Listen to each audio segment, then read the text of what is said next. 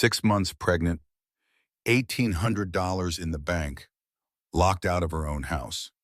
This is where Harper Elliott's story starts. Her billionaire CEO husband left her for a 23-year-old Instagram model, froze every account, filed for full custody, thought money made him untouchable. He underestimated her. What happens next isn't just a divorce story. It's a masterclass in survival, strategy, and the kind of strength that doesn't need revenge. If this hooked you already, hit like, tell me in the comments if you're Team Harper, and subscribe because the ending will surprise you. Trust me.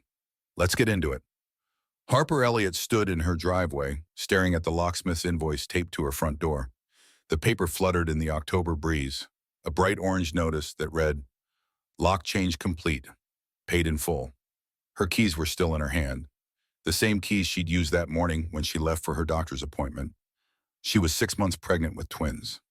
The ultrasound technician had smiled and said everything looked perfect. 2 healthy heartbeats, 2 perfect babies. Harper had driven home with one hand on the steering wheel and the other on her belly, thinking about nursery colors. Soft orange, maybe, something warm and gentle. Now she stood locked out of her own house. Nathan's black Tesla was gone from the garage. That wasn't unusual. Her husband often worked late at Whitmore Technologies, the company he'd built from a college startup into a tech empire. But the suitcases lined up beside the door, those were new. 4 expensive leather bags, the kind Nathan used for business trips. Harper tried her key anyway. It didn't turn. She walked around to the back door. Locked. The side entrance to the garage. Locked. Every entry point to the house she'd lived in for 5 years had been sealed against her. That's when she noticed the envelope. White, legal-sized, tucked under the doormat. Her name was typed on the front in a font she didn't recognize. Not Nathan's handwriting. Not a personal touch. Just Harper Elliott in sterile black letters. Inside were divorce papers. Official. Notarized. Already filed with the court. Her hands shook as she read the date. He'd filed 3 days ago, while she'd been planning the nursery, while she'd been cooking his favorite meals, while she'd been carrying his children. There was a note paper clipped to the front page. Nathan's handwriting this time, brief and businesslike. Harper, my attorney will contact yours. The prenup is clear. Please don't make this difficult. The locks were changed for security purposes. Your belongings will be inventoried and delivered to you within 30 days. Nathan. No, dear Harper, no explanation, no acknowledgement that she was pregnant with his twins, just instructions and a signature. Harper sat down on the front step. The concrete was cold through her maternity jeans. She pulled out her phone and called Nathan. It went straight to voicemail. She tried again. Voicemail, again, voicemail. She tried the house phone from her cell. Disconnected. The credit card. She could at least get a hotel for the night. She pulled up the app on her phone. The screen showed a message in red. Account closed. Her bank account. Joint checking. The balance loaded slowly, and when it did, it showed $0.00. Below that, a note. Account closed by primary account holder. Harper's personal checking account, the one she'd kept separate, showed $1,843. Last week it had been over $15,000, her emergency fund, the money she'd saved before marrying Nathan, before giving up her job as marketing director to support his career. Someone had transferred it out. Someone with access to her passwords. Someone she'd trusted. A Google alert buzzed on her phone. She'd set it up years ago to track mentions of Nathan in the press. Good for business, he'd said. Good to know what people are saying. The headline made her stomach drop. Tech CEO Nathan Whitmore steps out with fitness influencer Jade Sinclair. The photo showed Nathan at some upscale restaurant. His arm was around a blonde woman in a tight red dress. She was young, very young, and she was laughing at something he'd said, her hand on his chest. The caption read, "Sources say Whitmore, 37, and Sinclair, 23, have been inseparable for months." Months. Plural. Harper clicked through to the article. More photos. Nathan and Jade at a club, at a gallery opening, at the beach. All time-stamped. 3 months ago, 4 months ago, 5 months ago, 5 months ago. Harper had been 3 months pregnant. Morning sickness, exhaustion, crying over commercials. Nathan had been patient then, or so she'd thought. He'd rubbed her feet, brought her crackers, told her everything would be okay. And he'd been photographing his new relationship, going public, letting the world see. The comment section was worse than the article. His wife let herself go. Can't blame him, Jade is smoking hot. She's pregnant, and he's already moved on savage. Gold digger probably trapped him with the pregnancy. Harper closed the browser. She couldn't breathe. The edges of her vision blurred. Her chest felt tight, like someone was squeezing her ribcage from the inside. Panic attack. She recognized it from college. During finals week, she hadn't had one in years. She leaned forward, put her head between her knees as much as her pregnant belly allowed, counted her breaths. 1, 2, 3, 4. The babies kicked. Strong, insistent movements against her diaphragm, like they were reminding her they were there. They needed her. Harper pulled out her phone again and scrolled to Mara Sullivan, her college roommate, her best friend, the person who'd warned her about the prenup 8 years ago. Mara, Harper said when she answered. Her voice sounded strange, thin and distant. I need help. Mara arrived 40 minutes later. She pulled up in her gray sedan and found Harper still sitting on the front step, staring at nothing. Jesus Christ. Harper. Mara knelt down beside her and put a hand on her shoulder. What happened? Harper handed her the phone. The divorce papers, the photos of Nathan and Jade. Mara read everything in silence. Her jaw got tighter with each page. When she finished, she looked up at the house, at the changed locks, at Harper's face. He locked you out. Everything's gone, bank accounts, credit cards, insurance. He filed 3 days ago, and I didn't even know. Where's your car? In the shop. Nathan was supposed to pick it up today. Harper laughed. A hollow sound. Guess that's not happening. Mara helped her stand. Come on, you're staying with me tonight. We'll figure this out. I can't afford a lawyer. I have $1,800. We'll figure it out, Mara repeated. She was a corporate lawyer, not family law, but she had connections. Friends from law school who specialized in divorce. First, we get you somewhere safe. Then we fight. They drove to Mara's apartment in the city, small but clean. A spare bedroom with a futon. It would do. Mara ordered Chinese food while Harper sat on the couch, numb. When the delivery arrived, Harper's credit card declined. Mara paid without comment. After dinner, Harper finally called Nathan. This time he answered. Harper. His voice was cold, professional, like she was a client he was firing. Nathan, what's happening? Why did you lock me out? My attorney will contact you. Everything will be handled through legal channels. Legal channels, I'm carrying your children. We'll arrange appropriate visitation once they're born. Visitation? Like scheduling a meeting. Like the babies were business obligations. Nathan, please, can we just talk? Can we try to... The prenup is clear. Harper, you signed it. You knew what you were agreeing to. I signed it because I loved you, because I thought we were building a life together. People grow apart. It happens. This is better for everyone. Better for everyone. I'm 6 months pregnant. You froze my accounts. You changed the locks. How is any of this better? You're being dramatic. The prenup provides for you $150,000 for marriages lasting 5 years or more. We've been married for 8 years. You'll be fine. $150,000 in a city where a 2-bedroom apartment costs $3,000 a month, where childcare for twins would cost another $2,000, where everything cost more than she remembered because she hadn't paid for anything herself in years. What about the house? The house is in my name. That was always clear. What about my things, my clothes, the nursery furniture? Everything will be inventoried and delivered within 30 days. My assistant will coordinate with you. His assistant, not even him. His assistant would pack up her life and ship it somewhere. Nathan, please just tell me why. What did I do wrong? He sighed, annoyed, like she was being difficult. You didn't do anything wrong, Harper. I've simply grown in directions you haven't. We want different things now. I need to find myself. Find himself. With a 23-year-old Instagram model? Is there someone else? That's not relevant. Not relevant. I saw the photos. Nathan, you and Jade, for months, while I was pregnant with your children. I'm not discussing this. My attorney will be in touch. Do you even care about the babies?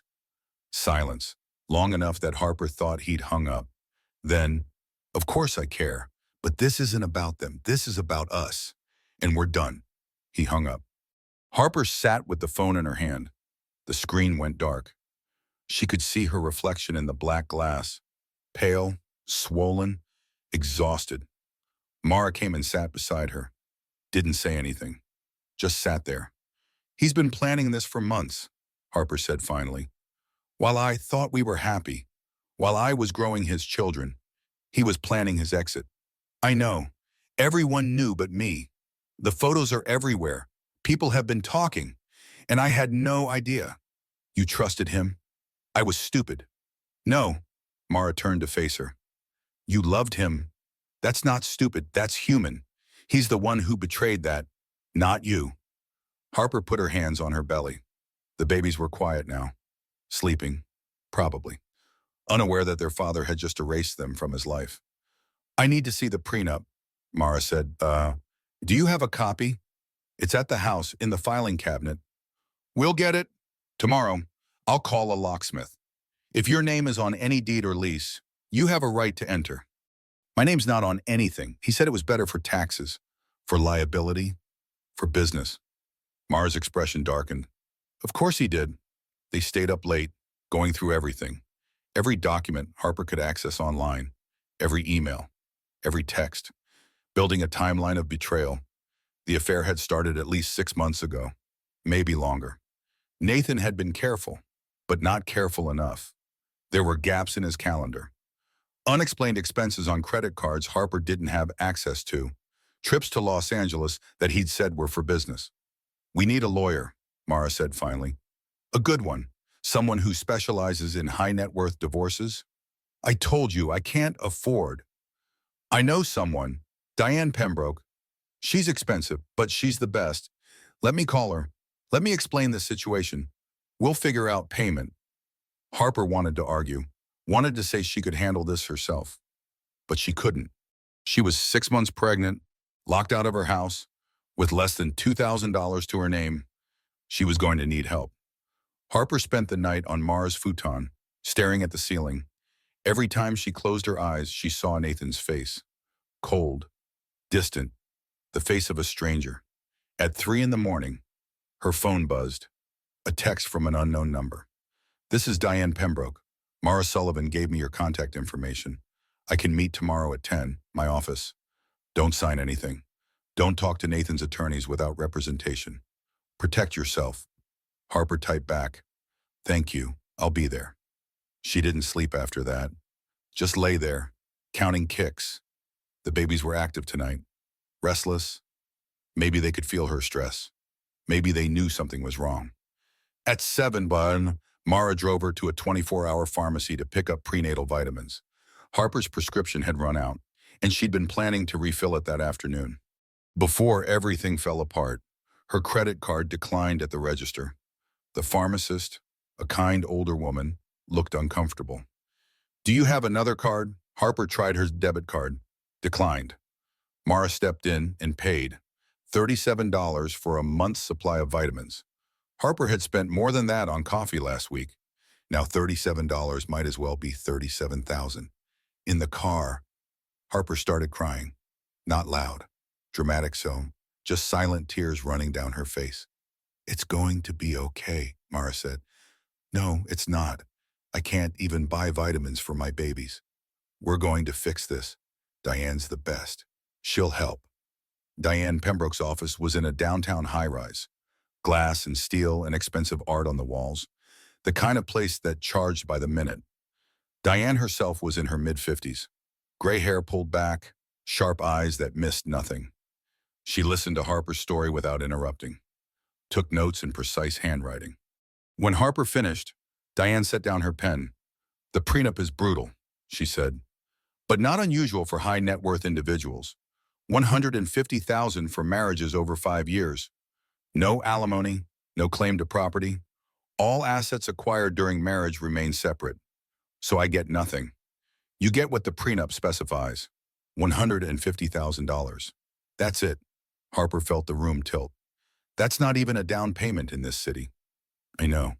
What about the baby's child support? That's separate from the prenup. We can argue for substantial child support given his income, but that's calculated based on needs and his ability to pay. With twins, we could reasonably request 8 to 10,000 per month. 8,000 for two babies in a city where childcare alone costs more than that. What about custody? Diane's expression softened slightly. You're the mother. You're pregnant. Absent evidence of unfitness, you'll likely get primary physical custody. He'll get visitation. He's asking for full custody. The papers say that's posturing, a negotiation tactic. Unless he can prove you're unfit, which he can't, no judge will give him full custody of newborns. Harper felt a tiny bit of relief. At least she'd have her babies. However, Diane continued, there's a clause in the prenup you need to know about. If you contest the prenup itself, you forfeit everything, you get nothing. So if I fight, I lose everything. If I don't fight, I get $150,000 and he walks away. Essentially, yes.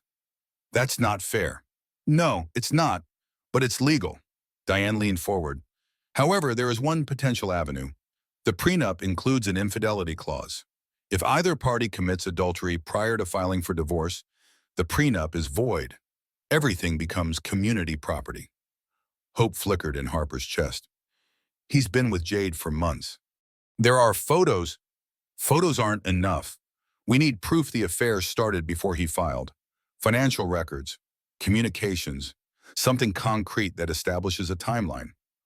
How do we get that? We subpoena his records, personal and business, credit cards, travel expenses, phone records. We dig until we find something. Will he give those up? Not willingly. We'll have to fight for every document, and he'll fight back. This is going to get ugly. Harper. Harper looked down at her belly. The baby's kicked, a 1-2 punch against her ribs. She put her hand over the spot, felt them moving. How ugly. He'll paint you as unstable, vindictive, a gold digger trying to destroy him out of spite.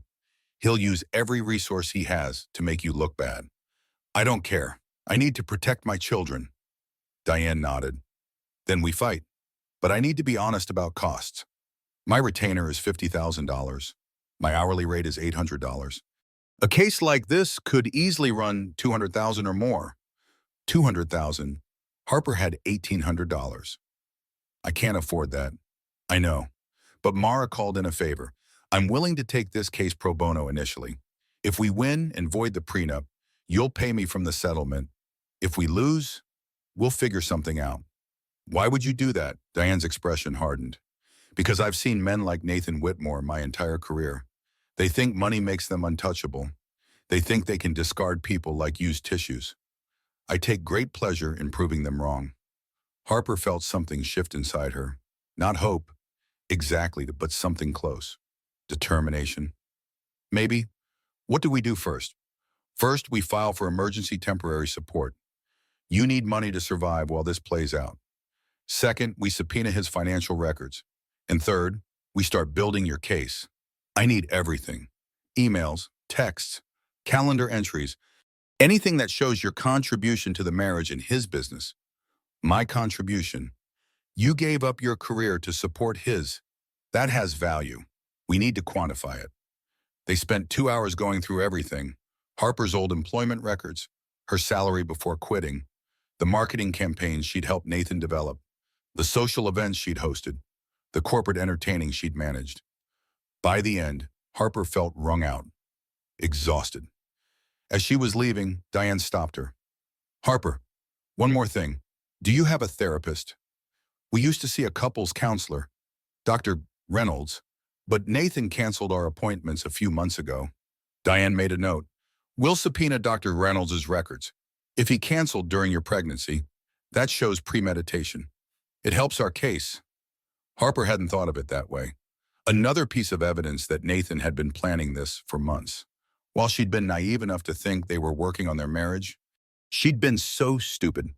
The tabloids picked up the story within 24 hours. Harper woke up the next morning to 17 missed calls and 43 text messages, most from numbers she didn't recognize. The texts were from reporters. Harper, this is Jessica Brooks from TMZ. We'd love to get your side of the story. Can we talk? Ms. Elliott, I'm writing a piece about your divorce for People magazine. Would you be willing to comment? Harper Us Weekly here. We're doing a feature on tech moguls and their messy divorces. Your perspective would be invaluable. Harper deleted them all, but she couldn't delete the articles. They were everywhere. Tech CEO Nathan Whitmore files for divorce from pregnant wife. Scorned wife or gold digger, the truth behind the Whitmore divorce. Nathan Whitmore's new love meet Jade Sinclair. The comment sections were vicious. She trapped him with the pregnancy. Look at her Instagram. She hasn't posted in months. Clearly let herself go. Nathan upgraded.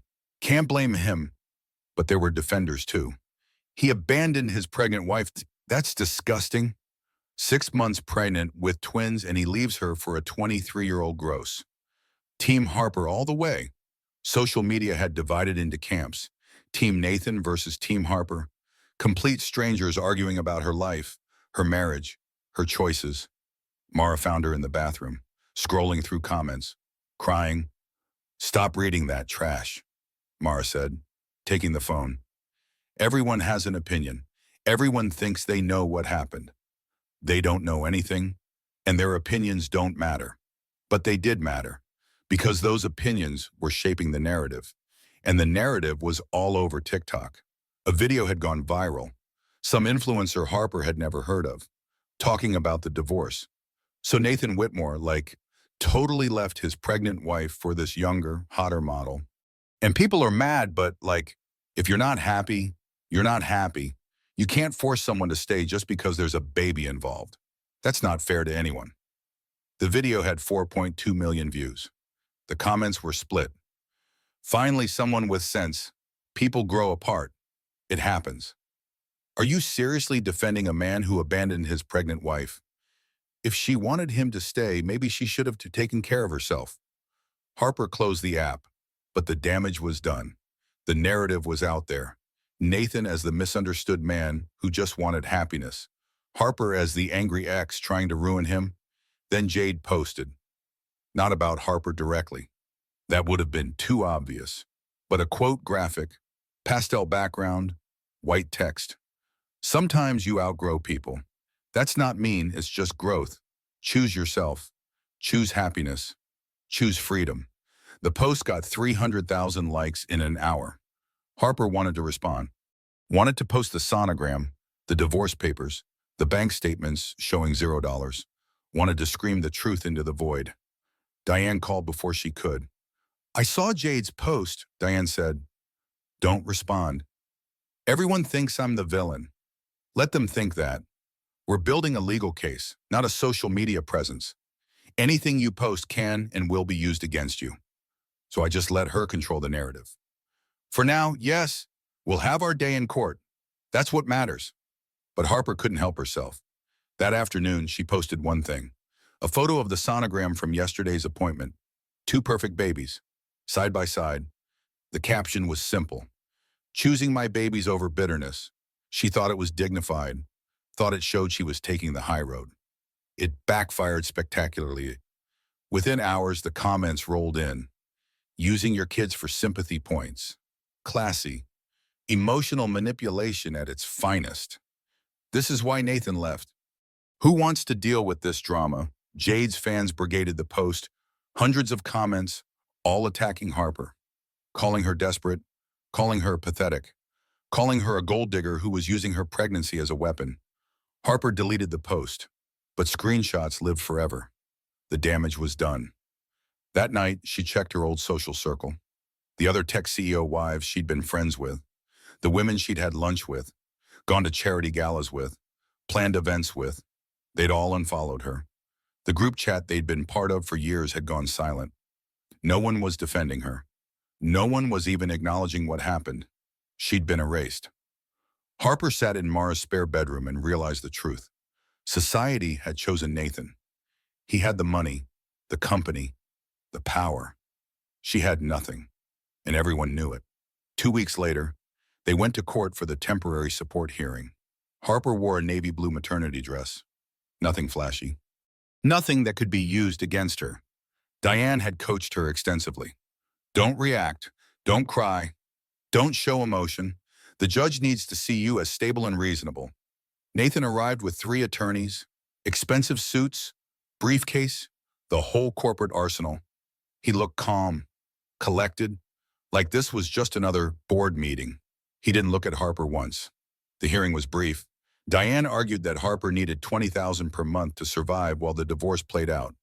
Rent, food, medical expenses for the pregnancy, preparation for twins.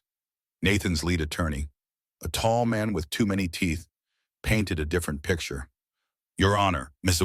Elliott is attempting to weaponize this court for financial gain. She's requesting an exorbitant sum that far exceeds her actual needs. This is punitive. She's trying to drain my client's resources out of spite. He presented evidence. Printed screenshots of Harper's deleted Instagram post. As you can see, Your Honor, Ms. Elliott is using her pregnancy as leverage, posting on social media for sympathy, creating a narrative to damage my client's reputation. This is not the behavior of someone genuinely concerned about her children. This is someone seeking revenge. Diane stood. Your Honor, Ms. Elliott posted one photo of her sonogram. She's being vilified for acknowledging that she's pregnant. Meanwhile, Mr. Whitmore has been publicly dating another woman for months while his wife carried his children. If we're talking about using children as leverage, that's inflammatory and irrelevant. Nathan's attorney interrupted. The judge, an older woman with sharp eyes, held up a hand. I've reviewed the filings. Ms. Elliott, you gave up your career when you married Mr. Whitmore. Harper stood. Yes, Your Honor. I was a marketing director. I left my job to support Nathan's company and our household. And Mr. Whitmore, you removed Ms. Elliott from all joint accounts and froze her credit cards. Nathan stood. Your Honor, I was protecting marital assets from potential dissipation. Given the contentious nature of this divorce, you left your wife, who is 6 months pregnant with your children, with no access to funds. Is that correct? Temporary measures. Your Honor, the prenup provides. I'm not asking about the prenup. I'm asking if you removed her access to money while she's carrying your twins. Nathan's attorney whispered something to him. Nathan nodded. Yes, Your Honor, but with the intention of, I've heard enough. The judge made notes. I'm granting temporary support of $15,000 per month, retroactive to the date of separation. Mr. Whitmore will also restore one credit card with a $10,000 monthly limit for Miss Elliott's use. These are temporary measures until the divorce is finalized. Diane had asked for $20,000. They got $15,000, but it was something. Outside the courthouse, Diane was cautiously optimistic. $15,000 is workable. It's not what we wanted, but it's enough to keep you afloat. Harper felt something like hope. Maybe she could do this. Maybe she could survive. That night, Mara took her to dinner, a nice restaurant, nothing fancy, but nice enough. They ordered pasta and decaf coffee and let themselves feel optimistic. You're going to get through this, Mara said. Harper touched her belly. The babies were active tonight, kicking and rolling. Maybe I can. Maybe this will be okay. She let herself believe it. For one night, she let herself think the worst was over. She was wrong. The first catastrophe came 48 hours after the court victory. Harper was at Mara's apartment, looking at rental listings online. When someone knocked on the door, Mara answered. A sheriff's deputy stood there, looking uncomfortable. Harper Elliott. That's me, Harper said, standing. He handed her papers. You're being served with an eviction notice. Harper stared at the document. Eviction from where? The property at 147 Hillcrest Drive. You have 30 days to vacate. The house? Nathan was selling the house. But the court order. Ma'am, the order covers temporary support, doesn't cover housing. The property is in Nathan Whitmore's name. He has the legal right to sell it. After the deputy left, Harper called Diane. Can he do this? Unfortunately, yes. The house is in his name. You have no legal claim to it. Where am I supposed to go? I'm 7 months pregnant with twins. We'll find something. Use the temporary support. I'll help you look. But finding an apartment in the city on $15,000 a month, when you're visibly pregnant with no job and no rental history in 8 years, turned out to be nearly impossible. Landlords kept turning her down. Too risky, too complicated, too much liability. Finally, she found a studio. 300 square feet, bottom floor. No view, but it was available immediately, and the landlord didn't run a credit check. $2,800 a month. Mara helped her move. The few belongings Nathan's assistant had delivered fit in Mara's car. 2 trips, 8 years of marriage. 2 trips. The studio was depressing. Stained carpet, humming refrigerator, windows that faced a brick wall, but it was hers. She had a key. She was safe. That night, she tried to sleep on an air mattress, the only furniture she could afford right now. Her back ached. The babies were restless. Every time she shifted, the mattress squeaked. At 3 in the morning, the pain started. Sharp, intense, radiating from her lower back through her abdomen. Harper gasped, clutched her belly. Another pain, stronger, regular, contractions. She grabbed her phone, dialed 911. Her voice shook. I'm pregnant, 32 weeks, twins. I'm having contractions, real ones. Something's wrong. The ambulance arrived 12 minutes later. The paramedics found her on the floor, breathing through contractions, alone in her empty studio apartment. At the hospital, they hooked her up to monitors, 2 heartbeats, fast and stressed, an IV, medication to stop the contractions. Dr. Monroe, her obstetrician, was calm but serious. We've stopped the labor for now, but Harper, you're at high risk.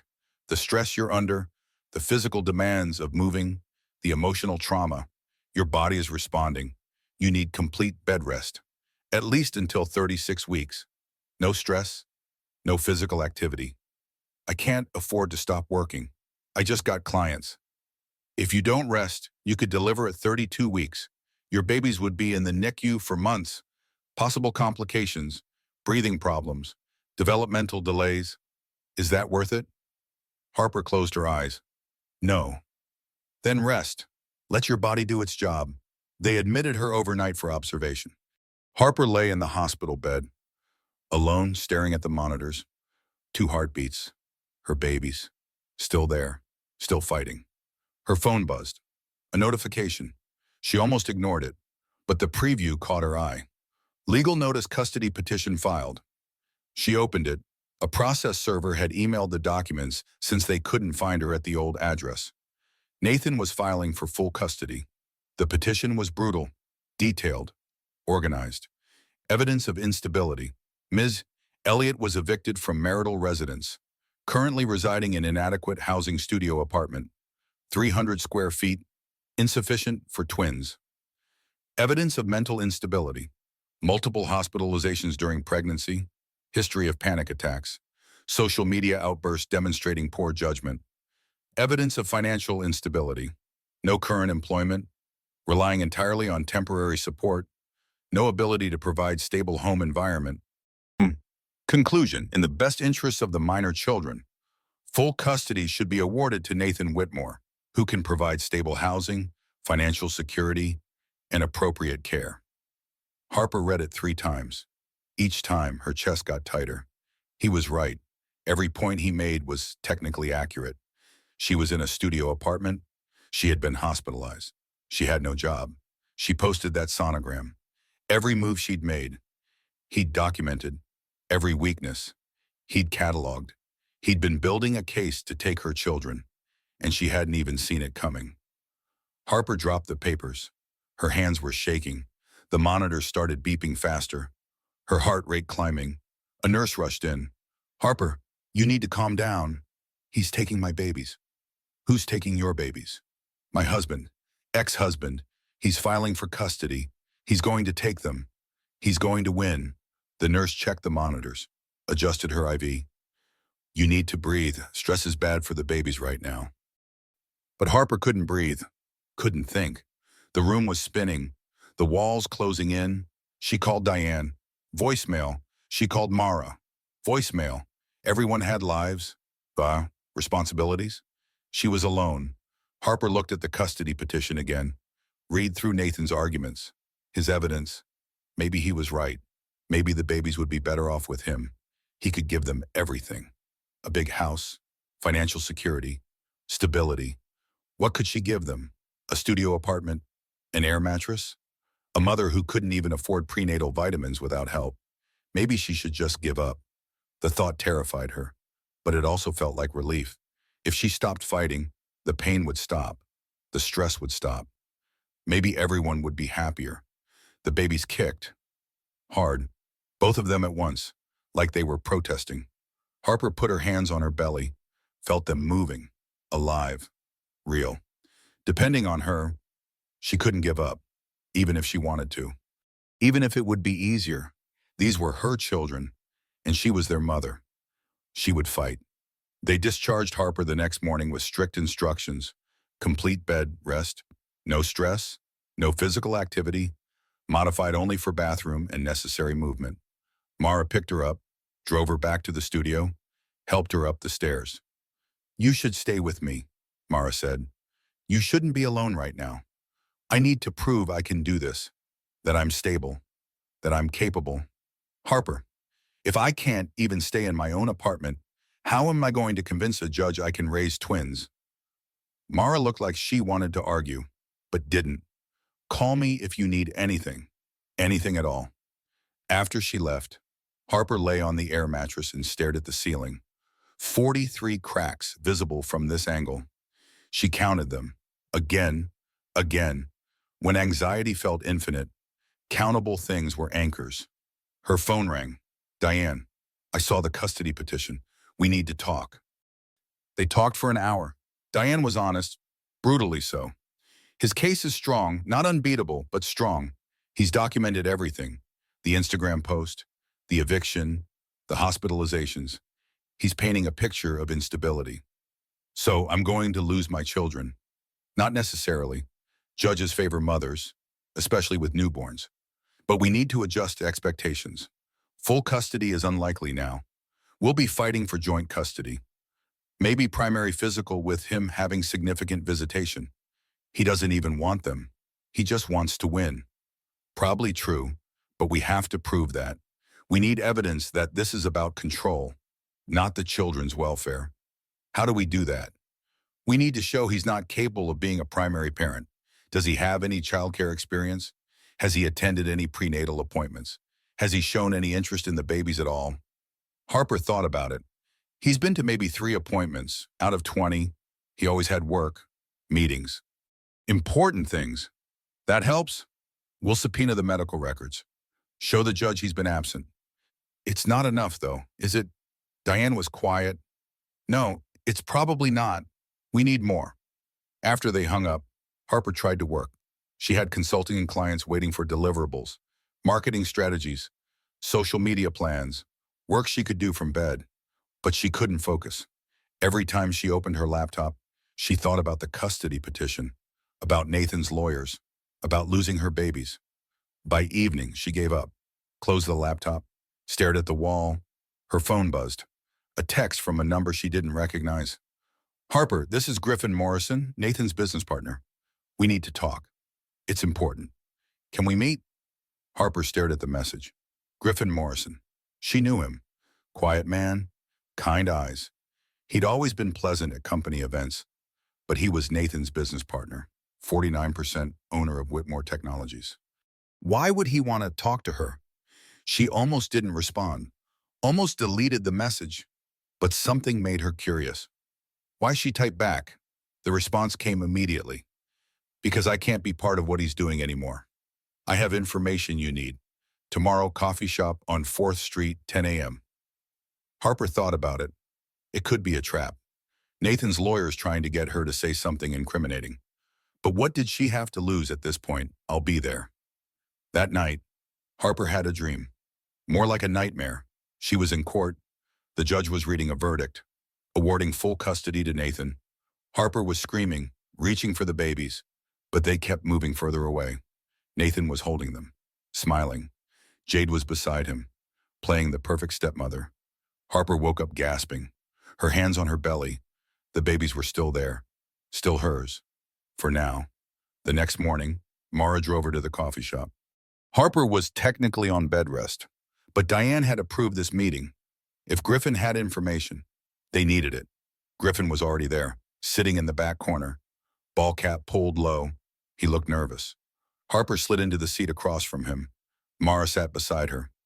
"Thank you for coming," Griffin said. He pushed a manila envelope across the table. "This is dangerous for me. If Nathan finds out I'm talking to you, I could lose everything. But I can't stay silent anymore." "What is it?" "Open it." Harper opened the envelope. Inside were financial documents, expense reports, payroll records, hotel receipts. Griffin pointed to one. "Jade Sinclair, she's on the company payroll, has been for 8 months, listed as a marketing consultant, salary $20,000 per month." Harper's heart started racing. $20,000 a month. She doesn't do any work, no deliverables, no reports. She's just a line item. He's been paying her with company funds. Mara leaned forward. "That's embezzlement." "It gets worse." Griffin pulled out more papers. "This apartment building, luxury complex downtown. The company leased a unit there 8 months ago, listed as corporate housing for visiting executives. But only Jade lives there. Rent $7,500 a month. Also company funds. How much total? In 8 months, close to $400,000. All company money. All for his mistress." Harper felt something shift inside her. Not joy, not even satisfaction. Something colder, sharper. This was leverage. "Why are you telling me this?" Griffin met her eyes. "Because I have a daughter. She's 15, and if her father ever did to her mother what Nathan is doing to you, I'd want someone to stand up. Someone to say it's wrong. I'm saying it's wrong. Won't this hurt you too if the company gets investigated?" "Probably, Bama.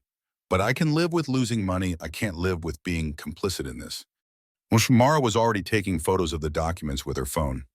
"Does the board know?" "Not yet, but they will. I'm presenting this to them next week. Nathan's getting ousted. There's going to be a vote of no confidence." Harper looked at the papers. Evidence. Real, concrete evidence that Nathan had committed fraud, that he'd used company money to support his affair. This voided the prenup. This changed everything. "Thank you," she said to Griffin. He stood to leave. "I hope those babies know how hard you're fighting for them." After he left, Harper sat there holding the envelope. For the first time in weeks, she felt something other than despair. She felt hope. Diane filed an emergency motion within hours. New evidence? Request for full forensic audit of Whitmore Technologies. Evidence of fraud and embezzlement. The judge ordered a preliminary investigation. Nathan's lawyers were scrambling. For 3 days, Harper let herself believe they'd won. That this was the smoking gun. That Nathan would finally face consequences. Then Nathan's response arrived. His lawyers had been ready, prepared, like they'd known this was coming. They produced documentation, professional, thorough, comprehensive. Jade's social media strategy deck, 50 pages of polished graphics and marketing plans, clearly created by professionals, but technically attributed to her. Board meeting minutes showing approval of influencer marketing consultant position, unanimous vote. Contracts signed by both Nathan and Griffin, both signatures, both dates. Nathan's lawyer's argument was simple. Everything was legal. The board approved it. Griffin signed off on it. Jade was a legitimate consultant. The company needed social media expertise. She provided it. The apartment corporate housing, approved by the board, used for visiting clients and consultants. Jade just happened to be the primary resident. The trip's business development. Social media influencer networking. All documented, all receipts saved. Diane called Harper with the news. Her voice was flat, defeated. They were ready for this. Every document, every contract, every receipt. It's technically legal. Questionable, but legal. So the prenup stands. The prenup stands. The judge declined to order a full audit, said there's insufficient evidence of criminal wrongdoing. Harper felt the hope drain out of her. So we're back to nothing. We're back to fighting the prenup on other grounds. But Harper, I need to be honest. Our chances just got much worse. That night, Harper lay on the air mattress and stared at the ceiling. 8 months pregnant now. The babies were running out of room. Every kick felt like a protest. She'd come so close. Had evidence. Had leverage. And Nathan had anticipated it. Prepared for it. Beaten her again. He was always 3 steps ahead. Always prepared. Always winning. Maybe she should just accept it. Take the 150,000, sign the papers. Move on. But then what? She'd be a single mother with twins and no career. 150,000 would last maybe 3 years if she was careful. Then what? She needed a plan. A real plan. Not just surviving. Building something. Her laptop was next to the mattress. She opened it, started searching, marketing consulting bombs, remote work, flexible hours. Nothing paid enough. Nothing offered the flexibility she'd need with newborn twins. So she'd build it herself. Harper opened a new document, started typing. A business plan, her own consulting firm, marketing strategy for tech startups. Her specialty, what she'd done before Nathan, what she was good at. She wrote for 3 hours. Every strategy, every client type, every service offering. By 2 a.m., she had 10 pages. It wasn't much, but it was something. A plan, a future. In the morning, she called Marcus Webb, an old contact from her marketing days. Venture capitalist, smart, direct, no nonsense. Harper Elliott. His voice was surprised. I heard about your situation. I'm sorry. Don't be sorry. Help me instead. What do you need? A client. Someone willing to take a chance on a consultant who's 8 months pregnant with twins and working from an air mattress. Marcus laughed. Genuine, warm. That's quite a pitch. I'm good at what I do. You know that. I just need one shot. Send me a proposal. I have 3 portfolio companies that need marketing help. If it's good, I'll make introductions. Harper spent the rest of the day polishing her proposal. By evening, she sent it. Marcus responded the next morning. This is excellent. I'm forwarding to my companies. Expect calls. Within 2 days, she had 3 meetings, video calls, professional, brief. The first company passed. Too risky. The second wanted to think about it. The third said yes. Small contract. $10,000 for a 3-month strategy plan. Remote work. Deliverables in phases. Harper cried when she got the email. $10,000. Her own money. Earned. Not given. Hers. She started work immediately. From bed, laptop balanced on her belly. The babies kicked while she typed, like they were helping. She delivered the first phase early. The client loved it, asked for minor revisions. She delivered those too. They told everyone about her. She got referrals. 2 more companies wanted to meet. Both hired her. Smaller contracts. 5,000 each. But money, income, independence. For the first time since Nathan left, she felt capable. Like herself. The custody hearing was in 1 week. She had work. She had clients. She had something to show the judge. Maybe she could actually do this. The courthouse was packed. Harper arrived with Diane. Mara beside her for support. She was 9 months pregnant now. Any day, the babies could come. Nathan sat with his 3 attorneys. Jade was there too, in the back row. Hair perfect. Dressed conservative. Playing the part of supportive partner. The judge entered. Everyone stood. Harper's back ached from the weight of her belly. Let's begin, Judge Patricia Harrison said. This is a custody hearing regarding unborn twins. Mr. Whitmore is requesting full physical custody upon birth. Ms. Elliott is requesting primary physical custody. I've reviewed both filings. This is unusual, making custody determinations before birth. But given the contentious nature of this divorce, I understand the need for clarity. Nathan's attorney went first. Tall, confident, expensive suit. Your Honor, my client can provide everything these children need. Stable housing, a 5-bedroom home in a good school district, financial security. My client's net worth exceeds $50 million. He can afford the best schools, the best health care, the best opportunities. He presented photos. Nathan's house, beautiful, spacious, a nursery already set up, 2 cribs. Expensive furniture, Everything perfect. Ms. Elliott, by contrast, lives in a 300 square foot studio apartment. No space for twins, no nursery. She has no stable employment. She's relying entirely on temporary support. Her only income is sporadic consulting work. She's been hospitalized multiple times during this pregnancy. She's posted inappropriate content on social media. Your Honor, the children deserve stability. My client can provide that. Jade was called to testify.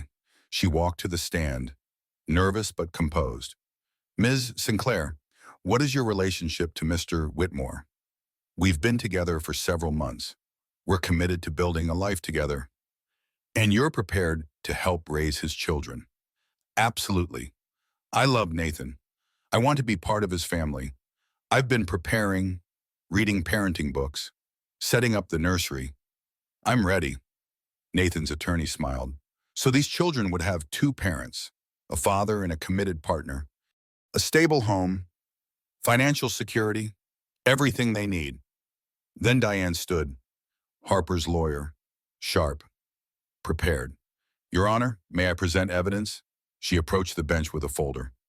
These are Nathan Whitmore's attendance records for prenatal appointments. Out of 20 scheduled appointments during Ms. Elliott's pregnancy, he attended three appointments for his own children. He was working. Nathan's attorney objected. Working? Of course. Diane pulled out more documents. Cell phone records showing he was actually on dates with Ms. Sinclair during at least 2 of those missed appointments. Not working, dating. She turned to Jade. Ms. Sinclair, you testified you've been preparing to be a parent. Have you ever changed a diaper? Well, no, not yet. Have you ever fed a baby? I'm sure I can learn. Have you ever been responsible for an infant's care for any length of time? No, but so your preparation consists of reading books and buying furniture. Jade's face flushed. I'm doing my best. I'm sure you are. But Your Honor, this isn't about best intentions. This is about actual capability. Mr. Whitmore has shown no interest in being an active father. He missed appointments. He abandoned his pregnant wife.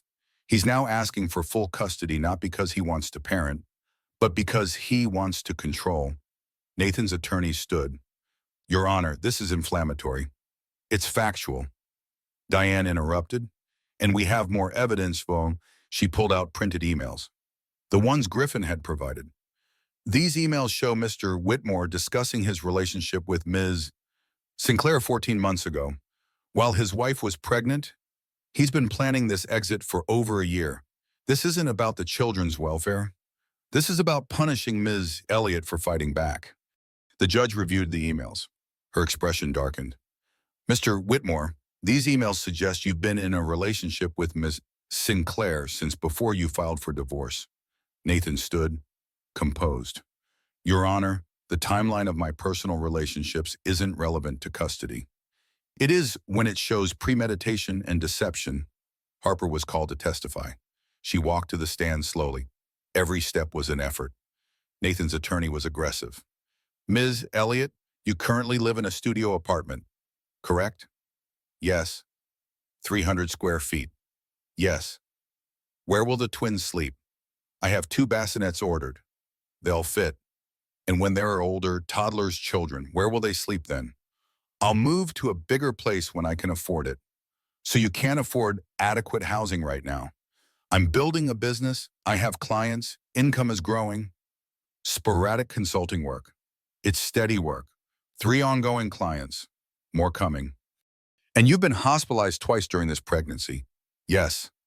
For stress-related complications. Yes. Doesn't that suggest you're not capable of managing the stress of raising twins alone? Harper took a breath. This was it. The moment she either broke or became something stronger. The stress was from being abandoned, from fighting for my children. That stress goes away after this hearing. But my commitment to my babies, that never wavers. I've been to every prenatal appointment, every ultrasound, every checkup. I've been here, present, showing up. Nathan has been absent, and you can't co-parent if you're never there. She looked directly at the judge. Your Honor, I can't give them a mansion. I can't give them $50 million. But I can give them a mother who stayed, who fought, who never quit. Nathan couldn't even tell me to my face he was leaving. Do you really think he'll show up for sick days, for night feedings, for all the hard parts of parenting? The courtroom was silent. I'm asking you to bet on the parent who didn't quit. Judge Harrison looked at Nathan, then at Harper, then at the stack of documents in front of her. I'm ready to rule. Judge Harrison had been direct. The prenup is void. The evidence of adultery is clear. Ms. Elliott is entitled to an equitable distribution of marital assets. After forensic accounting, Nathan's net worth was determined to be approximately $3 million after paying back what he'd stolen from the company.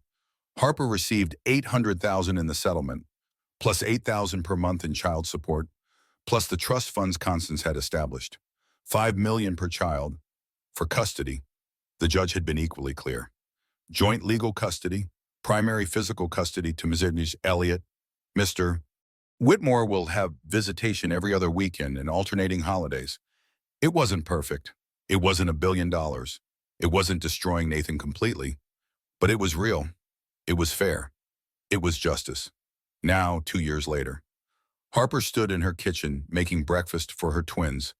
Elijah was at the table, trying to feed himself scrambled eggs. Most of it ended up on his face. Meredith was more precise, carefully picking up each bite.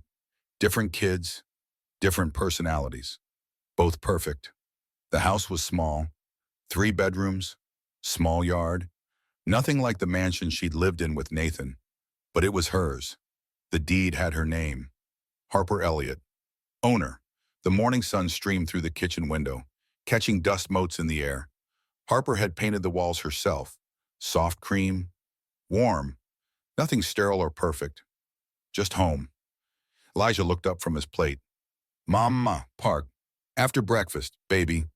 Swings, Meredith added, her eyes lighting up.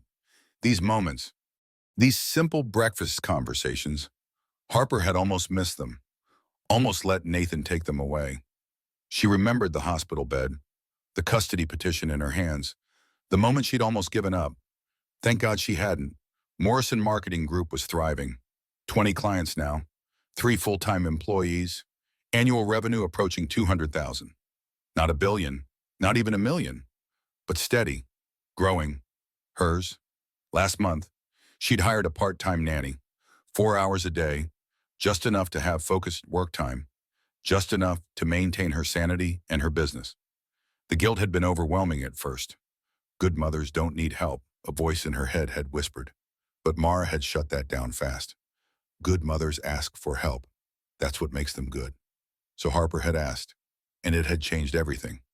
Nathan saw the twins sporadically, every other weekend, theoretically, but he often canceled. Work emergencies, travel, life getting in the way. Last month, he'd missed 3 visits in a row. The first time, Harper had been angry. How dare he disappoint them? How dare he be exactly who she knew he was? But the twins barely noticed anymore. They had their routine, their home, their mother who showed up every day. When Nathan did show up, Elijah called him Daddy Nathan, distant, formal, like he was an uncle they saw occasionally.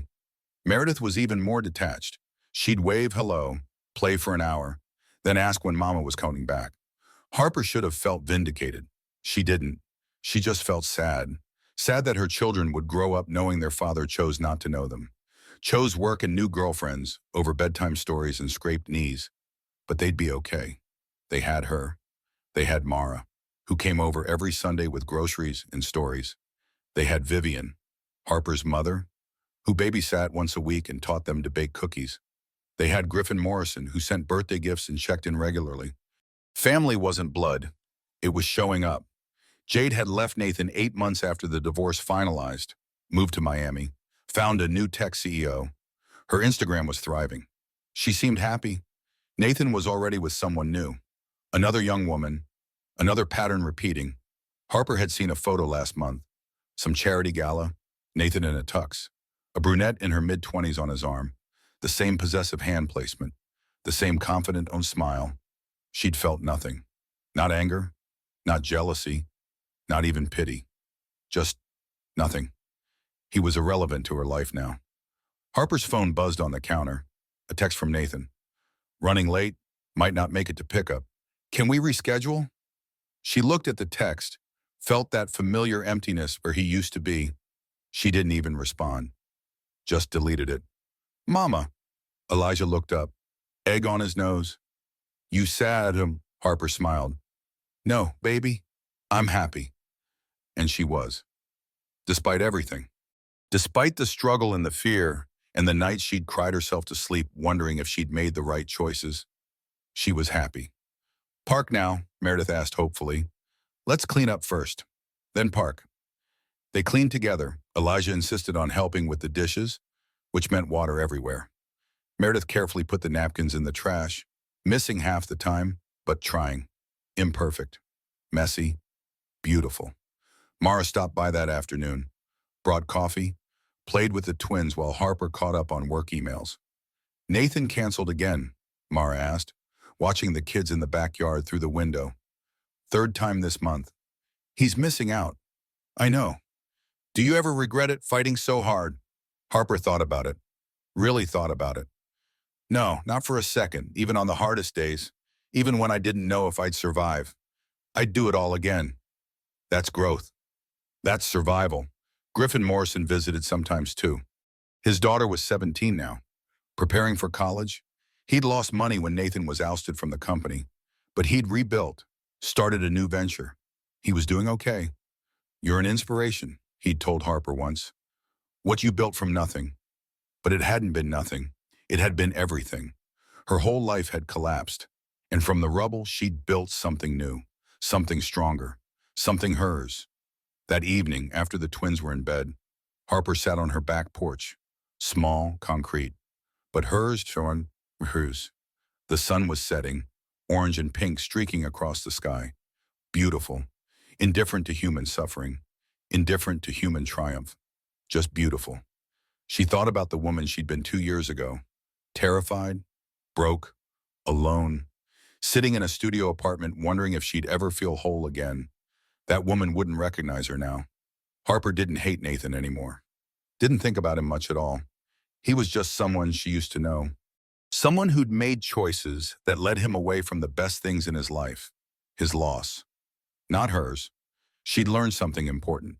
Something she'd tell the twins when they were older. Winning wasn't about destroying him. Wasn't about revenge or proving he was wrong. Winning was about building something he couldn't touch. A life he had no power over. A future he wasn't part of. Her phone buzzed. An email from a potential new client. Tech startup. Series A funding. Looking for comprehensive marketing strategy. Harper smiled. Opened her laptop. Started drafting a response. The work continued. The life she'd built continued. The children she'd fought for slept peacefully in their rooms. And Harper Elliott, who'd once been left with nothing, now had everything that mattered.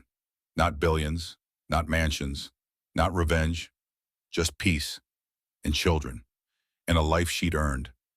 She looked at the sunset, at her house, at the laptop screen glowing in the growing darkness. Tomorrow, she'd wake up early, make breakfast, take the twins to the park, work during nap time, maybe call her mother, definitely hug her children. Simple things, ordinary things, the things Nathan had walked away from, the things that made life worth living. That was enough, more than enough. It was everything.